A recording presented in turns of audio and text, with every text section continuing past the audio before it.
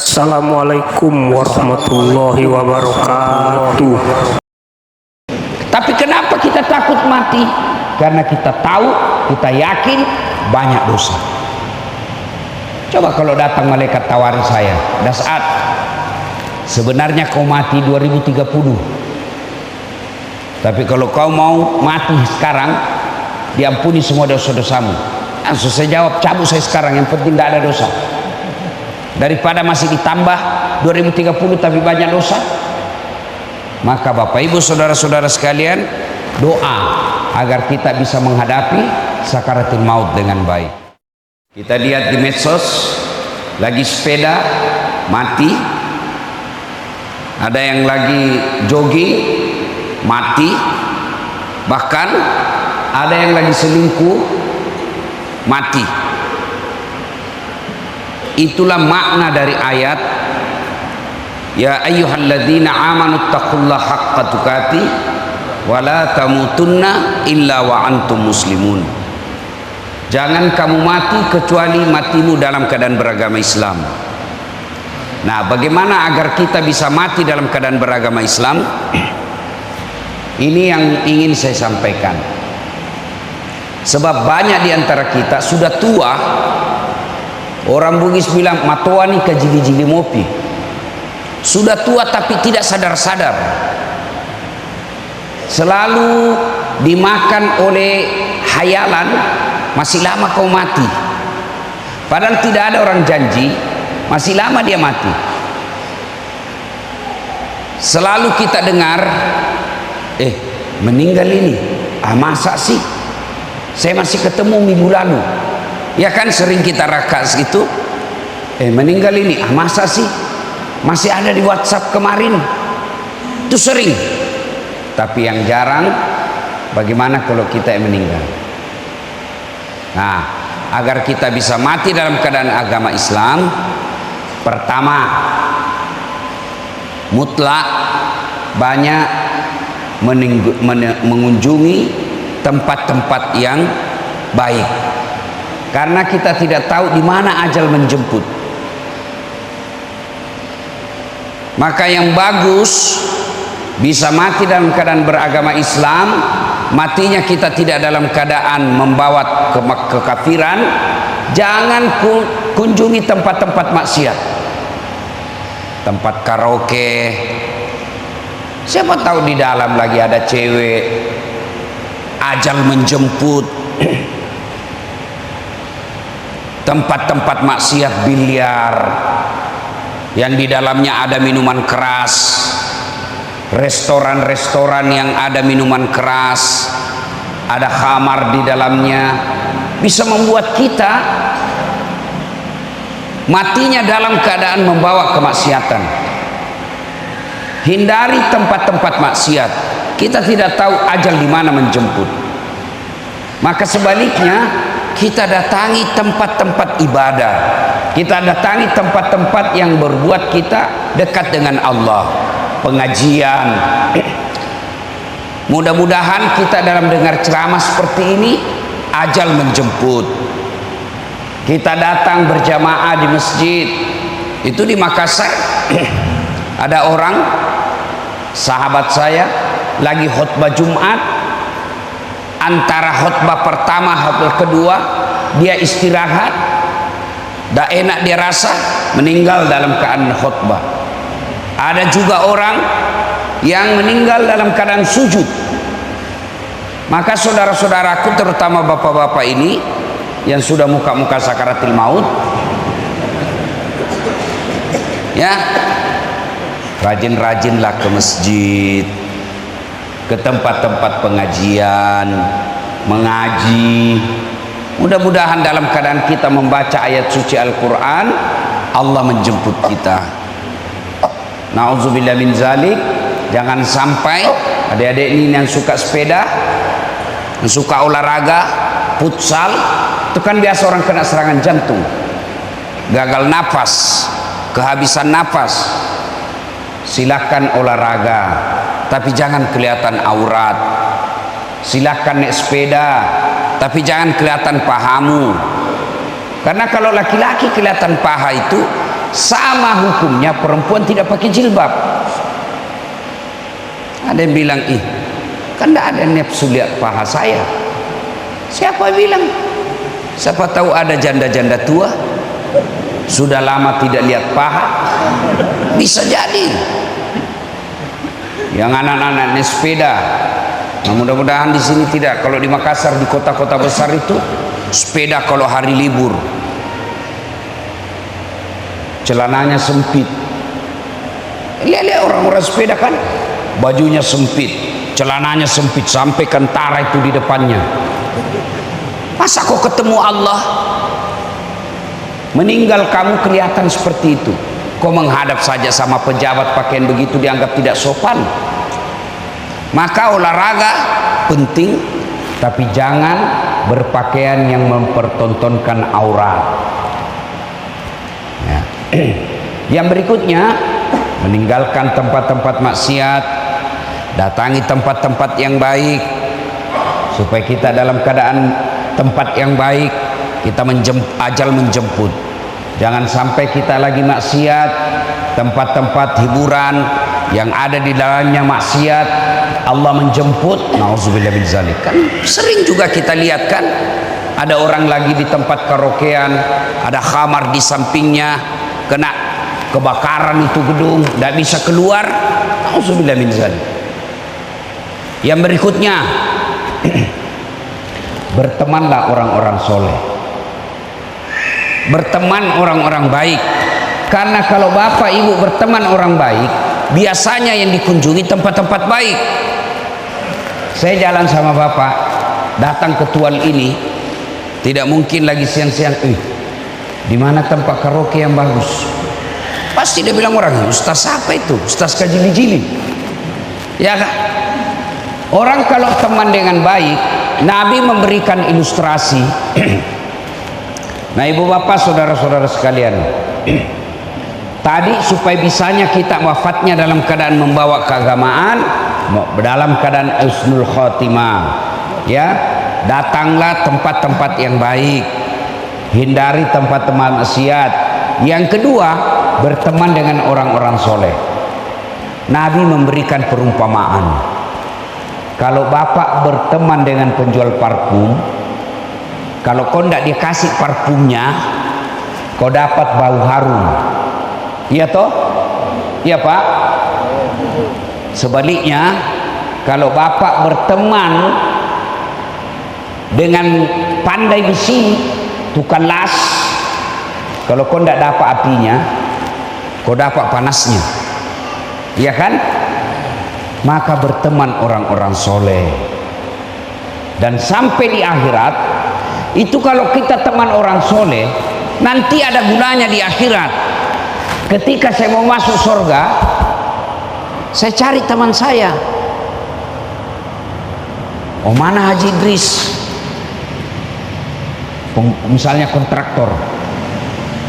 Dia bilang malaikat, masih sibuk dia, masih banyak pertanyaannya di akhirat. Masih banyak pertanyaannya. Saya mau masuk, gelisah. Allah berkata, kenapa kau gelisah? Saya cari itu temanku, gara-gara dia saya bisa sampai dakwah di Tual, gara-gara dia saya bisa dakwah di Jakarta, gara-gara dia saya bisa ke Malaysia, saya bisa dapat amal dakwah gara-gara itu yang selalu undang saya. Lalu Allah katakan, kalau begitu ambil itu temanmu yang masih banyak masalahnya di neraka, ambil, bawa dia masuk ke dalam surga. Itulah sebabnya pak, kalau bapak punya teman baik, genggam tangannya, dia akan mengajakmu ke masuk ke dalam surga. Cuma kita lebih senang bersahabat sama pejabat. Pejabat datang ke rumah kita muliakan, kita cium tangannya, padahal baru saja tanda tangan korupsi.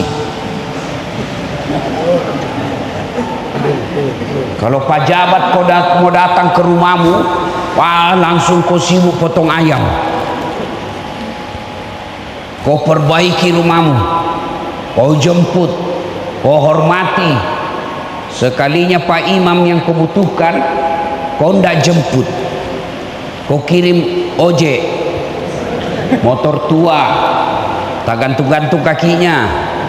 Sampai di rumahmu kau tidak hargai. 1 jam dia barasanji, busa-busa kalepaknya kepanasan. Sallallahu ala Muhammad sallallahu. Begitu mau pulang kau kasih uang 50.000, kau kusut-kusut. Padahal dia datang doakan kamu. Itu pejabat datang dia tipu kamu. Maka kata Nabi, bertemanlah orang-orang yang soleh. Ada 7 golongan orang di padang mahsyar nanti dapat perlindungan dari Allah, di mana pada saat itu tidak ada lagi perlindungan kecuali datangnya dari Allah. Padang mahsyar namanya, dikasih dia ruang istimewa, ber-AC sambil menunggu gilirannya dipanggil, menunggu gilirannya diadili. Dia dimasukkan ke ruang PPIP, ber-AC, dilayani bidadari, baru dia pikir sudah dikasih. 7 di antaranya, 1 di antara 7 golongan itu, mereka yang bertemu dan berpisah karena Allah, bersahabat karena Allah. Kalau kau bersahabat karena jabatan, hilang jabatanmu, hilang temanmu. Kalau kau bersahabat karena kekayaan, begitu kau miskin dia tinggalkan kamu. Tapi kalau berteman karena Allah, sehidup semati dia akan mengajakmu kepada kebaikan. Maka bapak-bapak, kalau mau menghadapi sakaratul maut, bawa Islam, bertemanlah dengan orang-orang yang soleh. Yang ketiga, agar kita bisa mati dalam keadaan beragama Islam, doa. Ada doanya itu. Kalau buku-buku tahlil, buku-buku yasin, ada di belakangnya judulnya doa selamat. Ada doa itu yang berkaitan dengan kematian, taubatan qablal maut, wa rahmatan indal maut, wa maghfiratan ba'dal maut. Itu bapak-bapak ini yang sudah tua-tua, jangan kau lagi minta doa punya ruko. Tidak penting lagi kau berdoa supaya bisa tambah lagi mobil. Yang penting kau perlu berdoa kalau sudah muka tua, taubatan qablal maut, wa rahmatan indal maut, wa maghfiratan ba'dal maut. Allahumma hawwin alaina fi sakaratil maut. Itu yang kita doa. Atau mau lebih pendek, sambil nyanyi-nyanyi, duduk-duduk, ya Allah biha, ya Allah biha, ya Allah bihusnil khatimah. Itu diulang-ulang. Setiap selesai sholat, baca itu, taubatan qablal maut. Ya Allah, berikan saya kesempatan bertaubat sebelum mati. Wa rahmatan indal maut, dirahmati ketika dicabut nyawanya. Wa maghfiratan ba'dal maut, dan diampuni setelah mati. Luar biasa ini kalau doa dikabulkan, ya kan? Taubat sebelum mati, dicabut nyawanya dengan ringan, diampuni setelah mati. Kalau ini dikabulkan, aman. Kenapa kita takut mati? Karena kita yakin banyak dosa. Padahal mati itu syarat ketemu Allah. Mati itu syarat ketemu Allah. Mana bisa kita ketemu Allah kalau tidak mati dulu? Ibu-ibu mau ketemu Allah? Mau ketemu Allah, ibu? Syaratnya harus mati dulu. Tapi kenapa kita takut mati? Karena kita tahu, kita yakin banyak dosa. Coba kalau datang malaikat tawari saya, dah saat sebenarnya kau mati 2030, tapi kalau kau mau mati sekarang, diampuni semua dosa-dosamu. Langsung saya jawab, cabut saya sekarang, yang penting tidak ada dosa. Daripada masih ditambah 2030 tapi banyak dosa.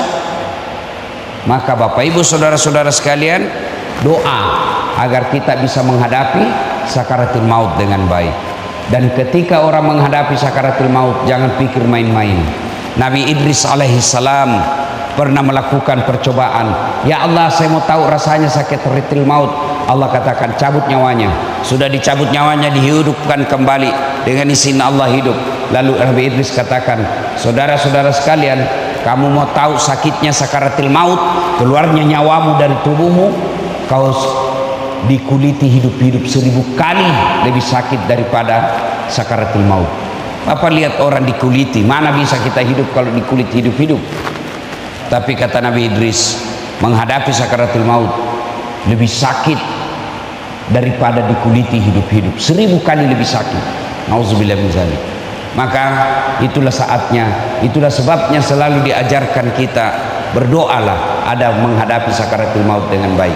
Bapak Ibu saudara-saudara sekalian, saya mohon maaf suara saya sudah mulai gangguan ini dan saya harus pulang nanti dari sini langsung lagi ke Kalimantan Timur. 2 hari saya di sana, baru balik ke Makassar dan seterusnya dan seterusnya. Kalau saya paksakan hari ini hilang suara saya, banyak orang yang jadi rugi. Mohon izin juga Bapak doakan saya, ini mata saya ini masih bermasalah. Ini mata saya habis dioperasi, ini yang kanan. Ini yang normal ini yang masih bisa melihat yang kiri. Ini yang kanan dia melihat tapi kabur, sama blur kalau bahasanya di HP, ada gambarnya tapi tidak jelas. Ini mata saya ini sudah dioperasi 3 bulan yang lalu, lepas retinanya. Retina itu Bapak pernah lihat wallpaper, kertas ditempel di dinding, itu kertasnya lepas. Ini retina saya lepas, dioperasi, dikasih lem. Tapi jangan Bapak pikir lemnya lem kertas. Nah, ini lem ini silikon di dalamnya. Jadi seperti kalau Bapak mata dikasih minyak. Nah, begitulah ini sekarang. Ada silikonnya, masih mau dioperasi. Doakan operasi berikutnya sukses, berhasil dengan baik. Insya Allah. Saya mohon maaf, saya harus akhiri tausiah kita ini. Terima kasih, jaga terus sholat berjamaah ya adik-adik remaja masjid. Kalau kau mau hebat, hidup kau di masjid. Saya sejak kecil itu dulu di kampung, belum tahu namanya itikaf. Kalau Ramadan masih SD Pak, saya sudah hidup tinggal di masjid bermalam. Kalau taraweh saya teriak-teriak sahur, sahur, sahur. Itu waktu saya kecil, saya belum tahu namanya itu itikaf. Ternyata itulah itikaf, bermalam di masjid. Kenapa saya suka dulu bermalam di masjid? Karena lebih nyaman. Nah, adik-adik, bapak-bapak, bagus dijadikan kebiasaan.